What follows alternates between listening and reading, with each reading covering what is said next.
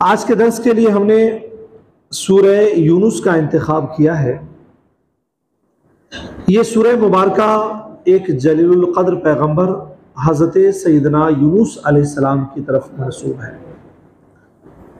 उसकी वजह यह है कि सूरह मुबारका में हज़रत यूनुस अलैहिस्सलाम का तज़किरा किया गया है, उसी की तरफ मंसूब करते हुए इस सूरह मुबारका का नाम सूरह यूनुस रखा गया है।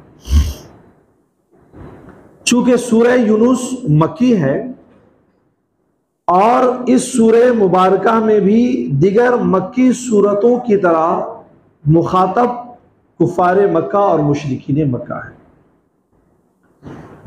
इस सूरह मुबारक की अगर बुनियादी चीजों को देखा जाए तो अंदाजा होता है कि चंद चीजों को इस सूरह मुबारका में बुनियाद बना करके खिताब किया गया है, और वो ये है कि मुशरिकीन मक्का जिस शुबहा में पड़े रहते थे और जो एतराजात उनके दिलो दिमाग को सुबह शाम झिझोड़े रहता था, कुरान करीम ने सूरह यूनुस में भी कुफारे मक्का और मुशरिकीन मक्का के उन्हीं सवालात का जवाब दिया है और उनके दिलो दिमाग में पड़े हुए शुभों का इजाला किया है। सबसे पहला जो शुबहा उनके जहन में हुआ करता था वो ये कि इतनी बड़ी कायनात का निजाम कोई एक खुदा तन्हा कैसे संभाल सकता है। इस लिहाज से वो लोग कायनात के हर निजाम के लिए अलग अलग खुदा मानते थे। सूरह यूनुस में रब्बे करीम ने वाज़ेह लफ्जों में मुख्तलिफ मकामात पर उनसे सवाल किया कि ये बताओ कि तुम जिन बुतों को पूजते हो, जिन बेजान बुतों के आगे सर बसुजूद होते हो, बताओ कायनात के निजाम पर गौर करो, कायनात की वसाअतों को देखो और फिर तुम महसूस करो कि क्या इन चीजों में से किसी भी चीज को भी तुम्हारे इन माबूदाने बातिल ने बनाया है।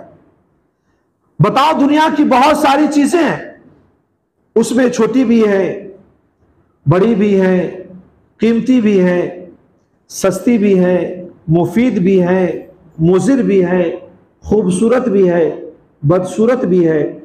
इन सारी चीजों को तुम देखो और बताओ क्या इनमें से किसी चीज को तुम्हारे माबूद ने बनाया है। तो तुम्हारा जवाब यही होगा कि नहीं, इनमें से किसी चीज को तुम्हारे माबूद ने नहीं बनाया है। उसके बाद फिर कुरान करीम ने इन्हें और झिझोड़ा कि अब अगर उसके लिए उन चीजों पर अगर तुम्हारा जवाब नफी में है तो अब ये बताओ कि तुम्हारे वजूद के लिए, तुम्हारे बका के लिए मुख्तलिफ चीजों की जरूरत पड़ती है। उन चीजों में से भी क्या किसी चीज को तुम्हारे माबूदाने बातिल ने बनाया है। देखो जमाने में नजरें उठा करके, हवा है तुम्हारी जरूरत की चीजें हैं, पानी है ये तुम्हारी जरूरत की चीजें हैं, ये रोशनी है ये तुम्हारे वजूद के लिए जरूरी है, ये अनाज है ये तुम्हारी जरूरत की चीजें हैं, ये फल है ये तुम्हारी जरूरत की चीजें हैं, ये खाने पीने की आशिया हैं ये तुम्हारी जरूरतों की चीजें हैं, ये मुख्तलिफ सवारियां हैं ये तुम्हारी जरूरतों की चीजें हैं, ये मुख्तलिफ हैवानात हैं इससे तुम्हारी जरूरतें पूरी होती हैं। इन सारी चीजों को तुम देखो और बताओ तो भला कि क्या इन चीजों में से किसी भी चीज को तुम्हारे माबूद ने पैदा किया है। तो तुम्हारा जवाब यही होगा कि मेरे माबूद ने पैदा नहीं किया है। अगर तुम यहां तक भी अगर मान लेते हो तो थोड़ा और नीचे आओ और जरा देखो कि खुद तुम्हारी अपनी बहुत सारी वो नेमतें हैं जो तुमसे लगी हुई हैं और अपने कदम कदम पर उन सारी नेमतों के मोहताज हो। तुम्हें सुनना है तो तुम्हारे लिए कानों में समात का होना जरूरी है, देखने के लिए बिनाई का होना जरूरी है, बोलने के लिए जबान में गोयाई का होना जरूरी है, समझने के लिए कल्बो फिक्र का मौजूद होना जरूरी है। इन सारी चीजों को जो तुम्हारे जिस्म में नेमत के तौर पर मौजूद है, जरा उस पर गौर करो और बताओ कि क्या इन चीजों में से किसी एक चीज को भी उन बुतों ने पैदा किया है जिसकी तुम परस्तिश करते हो, जिनकी तुम इबादत करते हो? तो तुम्हारा जवाब यही होगा कि नहीं, उनमें से किसी चीज को इन्होंने पैदा नहीं किया है। उसके अलावा तुम अगर और भी मजीद गौर करो तो तुम्हें एहसास होगा कि तुम्हारी अपनी जिंदगी को बसर करने के लिए बहुत सारे सुख भरी चीजों की जरूरत है।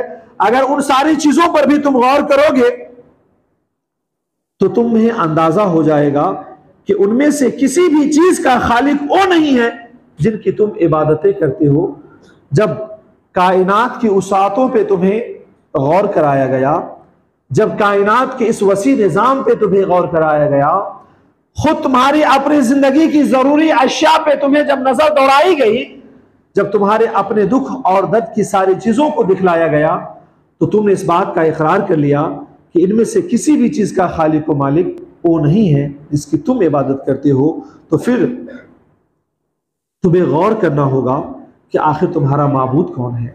तुम्हें इन बहरे और गूंगे खुदाओं की परस्तिश से बाज आना होगा और उस वहदहू ला शरीक ला खुदा के सामने तुम्हें सर्वसुजूद हो जाना चाहिए, जो तुम्हारा खालिक है और जो तुम्हारा मालिक है। तो सूरह यूनुस में जगह जगह पर इन सारी चीजों की तरफ जो है कुफारे मक्का को तवज्जो दिलाई गई और कायनात के सारे निजाम को दिखा करके उन्हें वहदहू ला शरीक लह पर ईमान लाने की दावत दी गई। उसी के साथ साथ बहुत सारी महसूस चीजें उनके सामने रखी गई। महसूस चीजों को उन्हें नजारा कराया गया और दिखाया गया और उनसे पूछा गया कि ये बताओ कि अगर इन सारी चीजों को समझने के बाद भी तुमसे एक सवाल करता हूं, एक बात पूछता हूं कि कभी तुमने समंदरी सफर किया है? ये बताओ कि अगर कभी समंदरी सफर में तुम्हारी कश्तियां डूबने लगे और मौजों की लहरें तुम्हें जिंदगी की उम्मीदों से अगर मायूस कर दे, तो बताओ ऐसे मरहले में तुम्हें कौन याद आता है? तुम किसे पुकारते हो? तो तुम्हें एहसास होगा कि उस वक्त तुम्हें एक ऐसी जात याद आती है जो जात वहदहू ला शरीक लह की है। ये माबूदाने बातिल नहीं है। और इस ज़िम्न में एक वाकया जो हजरत इमाम जाफर सादिक रज़ी अल्लाह ताला अन्हु का है कि किसी ने आपसे अल्लाह के मौजूद होने की दलील तलब की थी। तो आपने फरमाया था कि तुम क्या करते हो? तो उसने कहा कि मेरा पेशा समंदरी तिजारत है, समंदरों में तिजारत करता हूं। आपने उससे अपने बहरी सफर का कोई वाकया सुनाने के लिए कहा कि तुम अगर समंदरों में तिजारत करते हो और कश्तियों से सफर करते हो तो कोई वाकया है जो सुनाओ। तो उसने बयान किया कि एक दफा मैं समंदर में सफर कर रहा था, तूफान आया और मेरी कश्ती टूट गई। ये वाकया वो नहीं जिसे कुरान ने बयान किया है, उस ज़िम्न में एक वाकया आपके सामने रख रहा हूं। मेरी कश्ती टूट गई और फिर मुझे एक तख्ता मिल गया और मैं उसके सहारे समंदर में तैरने लगा। अचानक तेज आंधी आने लगी और जब तेज आंधी आई और इस जुमले पर जब वो पहुंचा तो आपने यानी हज़रत जाफर सादिक रज़ी अल्लाह ताला ने उससे फौरन सवाल किया कि सच बताओ कि जब तुम्हारी कश्ती टूट गई और तुम्हारा तख्ता जो तुम्हें हाथ लगा और तुम्हें मौजों के रहमो करम पर छोड़ दिया गया, तो उस वक्त तुम्हारे दिल में किसी हस्ती की याद आई? दिल ने चाहा कि किसी हस्ती के सामने सर्वसुजूद हो जाएं, सरे नियाज झुका दें? तो उसने जवाब दिया, हां, एक हस्ती याद आई, एक जात याद आई। तो आपने फरमाया फ़आलिहु का आलिहा हुवल्लज़ी तज़र्रअता इलैहि फ़ी ज़ालिकल वक्त, वही खुदा है जिसे तूने दिल से उस मुसीबत में पुकारा था। इस वाक़यात के ज़िम्न में और कुरान पाक ने जहां पर कश्तियों के हवाले से मिसाल दी है सूरह यूनुस में, उलमा ने एक बात लिखी है कि इंसान की फितरत में अल्लाह करीम ने यह सलाहियत रखी है कि वो किसी भी माबूद की इबादत करता रहे, मगर जब वो सारे माबूद से जब मायूस हो जाता है तो फितरत एक जात को पुकारती है और वही जात वहदहु ला शरीक लह की जात है। सूरह यूनुस में मुख्तलिफ मकामात पर मुख्तलिफ महसूस चीजों को बतलाकर, महसूस मिसालों को सामने रखकर लोगों से दरियाफ्त किया गया, कुफारे मक्का से दरियाफ्त किया गया कि इन सारी चीजों को गौर से देखो, टटोलो, तो तुम्हें अंदाजा हो जाएगा कि ये ओ माबूद तुम्हारे खालिक मालिक नहीं है जिसकी तुम इबादत कर रहे हो, बल्कि तुम्हारा खालिक व मालिक वो जात है जो वहदहु ला शरीक लह की जात है। कुफारे मक्का का एक बड़ा एतराज जो हमेशा से रहा करता था, और वो ये रहा करता था कि आखिर रिसालत के लिए आखिर एक बशर का इंतखाब क्यों किया गया? क्यों नहीं दावत व तबलीग के लिए बशर के अलावा किसी और मखलूक को भेजा गया हमारे दरमियान? कुरान ने सवाल किया कि अगर बशर को ना भेजा जाता तो बताओ क्या किसी जिन्नात को भेजा जाता, किसी फरिश्ते को भेजा जाता? और फिर अचानक जब तुम्हारे सामने वो नमूदार होता तो तुम खुद ही डर जाते। जाहिर सी बात है कि दावत व तबलीग को कबूल करने के लिए दाई और मुबल्लिग से मानूस होना जरूरी है, उसकी तरफ दिलो दिमाग का झुकाव होना जरूरी है। और जब यह फितरत की सलाहियत है तो इसका तकाजा भी यही है कि इंसानों के दरमियान दावत व तबलीग के लिए इंसान भेजा जाता, बशर भेजा जाता, ना कि ऐसी मखलूक को भेजा जाता जिससे तुम मानूस ना हो सको, जिसकी तरफ तुम्हारा दिलो दिमाग झुक ना सके। बल्कि आलम यह है कि अगर वो अचानक नमूदार हो जाए तो तुम उससे डर जाओ।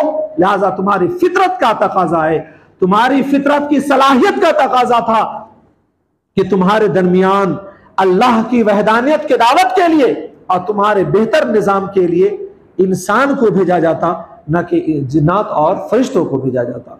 लिहाजा कुफारे मक्का का इस बात पर भी एतराज था कि नबूवत और रिसालत के लिए बशर का क्यों इंतखाब किया गया, तो उसको उसकी फितरी सलाहियत को सामने रख करके समझाया गया कि बशर का होना क्यों जरूरी था और फरिश्तों को और अजिन्ना को तुम्हारे दरमियान दावत व तबलीग के लिए क्यों नहीं भेजा गया। उसके बाद तीसरा जो बड़ा एतराज था उसको भी कुरान मजीद ने बयान किया, और वो ये था कि खुद कुरान मजीद के अल्लाह के कलाम होने पर इनका मुसलसल एतराज था। और वो हमेशा हुजूर नबी करीम अलैहिस्सलातु वस्सलाम पर इस हवाले से एतराज धरा करते थे कि ये खुदा का कलाम नहीं है, या तो मोहम्मद अरबी सल्लल्लाहु अलैहि वसल्लम ने यह कलाम बना लिया है, या फिर मुख्तलिफ जावियों से एतराज किया करते थे कुरान मजीद के अल्लाह के कलाम होने पर। कुरान मजीद के सूरह यूनुस में उन लोगों को झिझोड़ा गया और सवाल किया गया कि अगर तुम्हें ऐसा लगता है कि यह खुदा का कलाम नहीं है, ये किसी इंसान का बनाया हुआ कलाम है, तो फिर तुम्हें हैरानी वाली कौन सी बात है? तुम भी तो अरबी हो, तुम्हारे पास भी तो अरबी जुबानों अदब के जानने वाले एक से एक माहिरीन मौजूद हैं, एक से एक फुसा और बुलगा की जमातें तुम्हारे दरमियान मौजूद हैं। अगर तुम्हें ऐसा लगता है कि कुरान खुदा का कलाम नहीं है तो तुम सबको इकट्ठा कर लो और कुरान पाक की तरह कोई सूरत बना करके ले आओ। यकीन जानिए कुफारे मक्का को और आज तक के उन लोगों को जो कुरान के खुदा के कलाम होने का इनकार करते हैं या कुरान पर किसी तरह का इल्जाम धरते हैं, उनके लिए कल से लेकर आज तक बल्कि सुबह क़यामत तक कुरान का ये चैलेंज मौजूद है। और उसको तोड़ने के लिए बड़ा आसान तरीका था कि कोई सूरा बना करके ले आते, कोई आयत बना करके ले आते, मगर कल भी लोग न बना ला सके और सुबह क़यामत तक उम्मीद है कि कोई बना करके नहीं ला सकेगा। और इस ज़िम्न में मैं हमेशा कुछ वाकयात आपके सामने रखा कि ऐसे बहुत सारे लोग हैं कि जिन लोगों ने कुरान के खिलाफ मिजाज बना करके कुरान को पढ़ना शुरू किया, मगर पढ़ते पढ़ते पढ़ते अल्हम्दुलिल्लाह रब्बिल आलमीन कुरान के खुदा का कलाम होने के कायल हो गए। दूर क्यों, हमारे शहर का एक ऐसा नौजवान जो किसी बड़ी खानकाह से ताल्लुक रखता था, अभी शहर में नहीं हो, कहीं और है, वो कहता है कि मेरा मिजाज ये था कि मैं सऊदी में एक जमाने तक रहा, मगर मैं कभी हरम में हाजिर नहीं हुआ, क्योंकि मैं उसको खुदा के घर होने का कभी कायल नहीं रहा। मैं अरबी जुबान पर और अंग्रेजी और उर्दू जुबान पर बड़ा उबूर रखता था। मैंने इरादा बनाया कि कुरान पाक को इस नियत से पढ़ूंगा कि कुरान पाक पर मुझे मुसलसल एतराज करना है, और उसके एतराज इतने करने हैं कि खुद कलमा पढ़ने वालों को लाजवाब कर देना है। और ये कौन कह रहा है? खुद कलमा पढ़ने वाला कह रहा है। ऐसा फर्द कह रहा है जो खुद एक बड़ी खानकाह से ताल्लुक रखता है, साहिब खानकाह की औलादों में से है। वो कहते हैं, उन्होंने मुझे बयान दिया कि मौलाना, मैंने कुरान को पढ़ना शुरू किया और जो जो सवालात आते थे मैं उसको लिखता चला गया और कुरान को खत्म कर गया, मगर हैरानी वाली बात तो यह थी कि इस सफे पे सवाल पैदा होता था, उसका जवाब दूसरे सफे पे मिल जाता था। इस पारे में एक सवाल करता था, उसका जवाब दूसरे पारे में मिल जाया करता था। पहले कोई सवाल खड़ा करता था, उसका आगे चल के जवाब मिल जाता था। नतीजा यह हुआ कि कुरान मुकम्मल पढ़ गया और मेरे पास कोई एक ऐसा भी एतराज नहीं रह गया कि मैं लोगों के सामने रख सकूं और लोगों को पेश कर सकूं।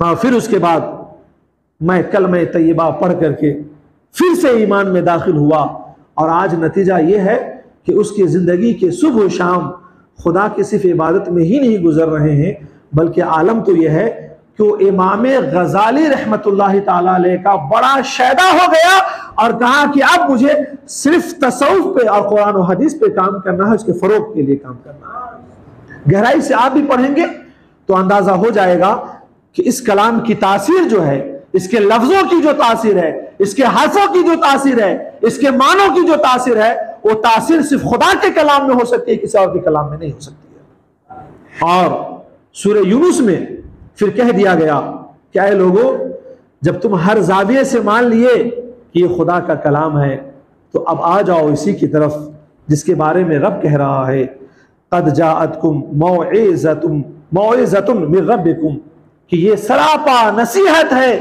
जो तुम्हारे रब की जानिब से भेजा गया है, नाजिल किया गया है। व शिफाउल लिमा फी सुदूर, और ये कुरान सरापा शिफा है तुम्हारी हर उह बीमारियों का जो तुम्हारे दिलों में है और तुम्हारे दिली कुदरत का। और फिर फरमाया व हुदन व रहमतुल लिल मोमिनीन, और जो अहले ईमान है उसके लिए कुरान सरापा हिदायत है और सरापा रहमत है। इन सारी चीजों का इजहार सूरह यूनुस में कर दिया गया। उसके बाद कुफारे मक्का का एक बड़ा एतराज और ये था, और वो ये था कि मरने के बाद जब इंसान के गोश्त, पोस्त, हड्डियां सब जब गल जाएंगे तो फिर उसे कैसे जिलाया जाएगा, फिर उसे कैसे बाहर निकाला जाएगा। यह मुमकिन नहीं है, लिहाजा मरने के बाद जिंदा किया जाना यह बरहक नहीं है। कुरान पाक ने सूरह यूनुस में उन्हें झिझोड़ा और कहा, ए लोगों, तुम्हें ऐसा लगता है कि तुम जब मिट्टियों में गल जाओगे तो तुम्हें बाहर निकालना खुदा की कुदरत से बाहर है, यह मुमकिन नहीं है। तो जरा तुम अपने वजूद पे गौर करो कि जब तुम कुछ नहीं थे तो खुदा ने तुम्हें बना दिया, तो बन जाने के बाद मिट्टियों में गल जाओगे तो फिर खुदा का अपनी कुदरत से तुम्हारे लिए तुम्हें बाहर निकाल लाना ये कोई मुश्किल अमर नहीं है। जब कुछ ना थे तो वजूद बख्श देना खुदा की कुदरत में है, तो तुम्हारा मिट्टियों में गल जाने के बाद तुम्हारा मिट्टियों से बाहर निकाल लेना ये खुदा की कुदरत से कैसे बाहर हो सकता है। लिहाजा तुम सोचो, अपने वजूद पर, अपने अदब पर भी गौर करोगे तो तुम इस खुदा की कुदरत पर इस हवाले से जरूर ईमान ले आओगे और तुम्हारे अंदर जरूर यकीन पैदा हो जाएगा। एक चीज और है, कुफारे मक्का ये मुख्तलिफ जावियों से ये सारे एतराजात किया करते थे। कभी कभी हुजूर पर बशरी तकाजों का जब गलबा होता तो अल्लाह करीम अपने महबूब को तसल्ली देता। और सूरह यूनुस में भी वो तसल्ली के अल्फाज दिए गए कि महबूब सबसे बेनियाज हो जाइए, सबसे बेगाने हो जाइए, जालिमों के शुबहा से भी बाहर निकल आइए और अपने रब की तरफ रुजू कर लीजिए। यही सबसे बेहतर है। और इसमें कोई शक नहीं है कि ज़माना की सारी उलझनें क्यों ना हो, ज़माने की लाखों मुसीबतें क्यों ना हो, ज़माने के हजार हा दुख और दर्द क्यों ना हो, जब ज़माने में कोई मुदावा नहीं मिलता है तो एक ज़ात है जो वहदहू ला शरीक लह की ज़ात है, जो कदम कदम पर मुदावा करती है, जो कदम कदम पर सहारा देती है, जो कदम कदम पर तसल्ली देती है। बस इंसान की जिम्मेदारी है कि अपने दिलो दिमाग को उसकी तरफ फेर दे, उसकी तरफ मुतवज्जो कर ले। और फिर उसके बाद आखिर में एक और बात को बड़े वाज़े लफ्जों में कहा गया कि सुनो, खुदा बंदे वहदहू ला शरीक लह की ज़ात, बा इख्तियार ज़ात, वो जिसे चाहे रंजो गम में मुब्तदा कर दे, जिसे चाहे वो खुशियां दे दे, उसके किसी चीज को देने पर किसी को एतराज करने का हक नहीं है। तो अगर मक्का की सरजमीन से एक यतीम को अगर खातिमुन नबीन बना लिया गया है तो उसमें तुम्हें भी कोई एतराज करने का हक नहीं है। उसकी जात जिसे चाहे जो आजमत अता कर दे, जो बुलंदियां अता कर दे, जो सरफराजियां अता कर दे, उसके अता करने पर भी किसी को एतराज करने का हक नहीं है। और किसी से अगर कुछ छीन भी ले तो फिर किसी को कुछ बोलने का भी हक नहीं है। इन्हीं सारी बातों को वाज़े तौर पर सूरह यूनुस में पेश किया गया है। अल्लाह करीम की बारगाह में दुआ है कि मौला करीम हम तमाम लोगों को अपने फरमान और प्यारे हबीब के फरमान पर अमल करने की तौफीक अता फरमाए। इस माह की खूब खूब कद्र करने और इस माह की तमाम तर इबादतों को खुलूस क़ल्ब के साथ अदा करने की ताक़त व तौफीक अता फरमाए। वमा अलैना इल्लल बलाग।